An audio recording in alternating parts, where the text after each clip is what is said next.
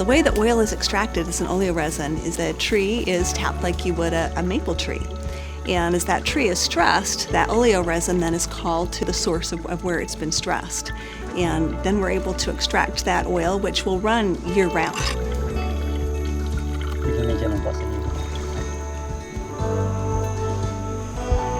We're about an hour and a half as he's drilled through the tree to collect just this much oil.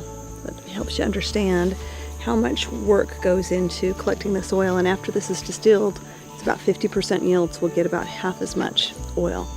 And then he'll come back to this tree 6 months later, and he'll be able to get about a liter worth of resin from this tree.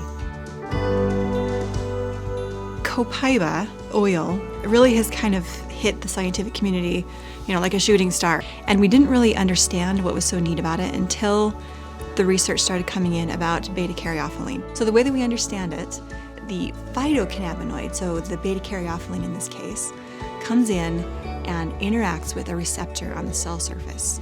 There's a cascade. There's this chain reaction of things that happens once that receptor gets activated. And other molecules inside the cell start to get excited, and they start to change, and they start to interact with other things. And eventually what happens is the DNA inside of our nucleus actually goes to work, and different genes are upregulated or downregulated. Other signaling molecules are either increased in amount or decreased in amount. One thing that is unique about our Copaiba essential oil is that we're using 4 different species from the Copaiba trees.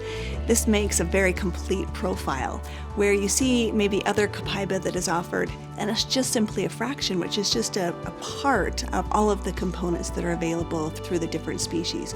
Where we're using all 4, the reason we've done this is to create a unique synergy with the chemistry. Not only are we looking for purity, but we're also looking for therapeutic potency. We love to see how it's sourced. We love to see how it's collected, how it's distilled, but the most important part is for us to connect with the people who are creating it for us. These are real people. Their lives matter. And for us to truly get to know them, to understand what their family's dealing with, to understand what their needs are, and to really come together as one is the most beautiful thing.